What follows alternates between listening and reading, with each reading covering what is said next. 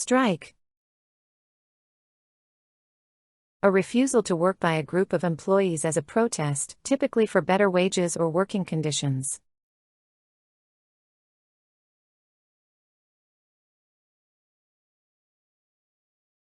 The workers went on strike for better pay.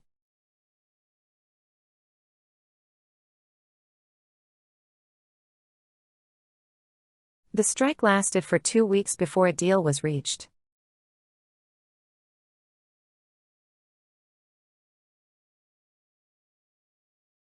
Many factories closed during the nationwide strike.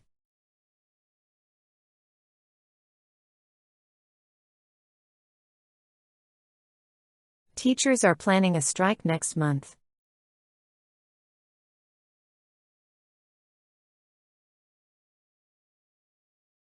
The union organized a strike to demand safer working conditions.